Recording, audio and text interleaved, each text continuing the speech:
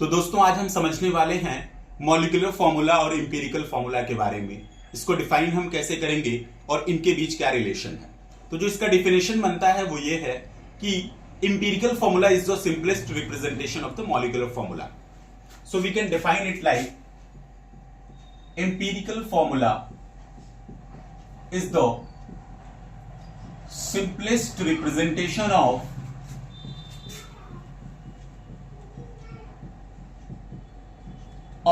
molecular formula। चलिए इसको कुछ एग्जांपल लेके समझने की कोशिश करते हैं। मान लेते हैं कि ये कॉलम हमारा मॉलिक्यूलर फॉर्मूला रिप्रेजेंट कर रहा है, इसमें हम इंपीरिकल फॉर्मूला लिखने वाले हैं और इसमें एक फैक्टर आता है n, उसको हम फाइंड करने वाले हैं। एक मैं कंपाउंड ले रहा हूं C6H6, सबको मालूम है इसके बारे में, बेंजीन है। अब मुझे अगर इसका इंपीरिकल फॉर्मूला लिखना है तो मैं इसमें जो हाईएस्ट कॉमन मिल रहा है उसको मैं निकालूंगा। तो 6 आई थिंक हाईएस्ट कॉमन है, तो n की वैल्यू आपकी 6 हो जाएगी। और जब आप इसको रिप्रेजेंट करेंगे तो सिंपली ये रिप्रेजेंट किया जाएगा किस फॉर्म में, CH के फॉर्म में। एक और एग्जांपल मैं यहां ले रहा हूं। मान लेते हैं कि हमारे पास एक और कंपाउंड है H2O2, हाइड्रोजन परऑक्साइड। अगर आप ध्यान से देखें तो 2 यहां कॉमन हो सकता है, तो n की वैल्यू आपकी 2 हो जाएगी और इसका इंपीरिकल फॉर्मूला बन जाएगा HO।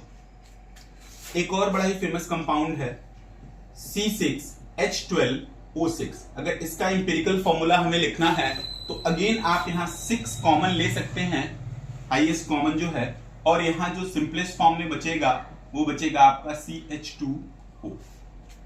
तो ये हमारा इंपीरिकल फॉर्मूला है जिसको हम आसानी से लिख सकते हैं। एक और एग्जांपल देख लीजिए, दैट इज C2H4। अगर हम यहां कॉमन लें तो 2 हमारा कॉमन बनेगा और इसका सिंपलेस्ट रिप्रेजेंटेशन आएगा CH2।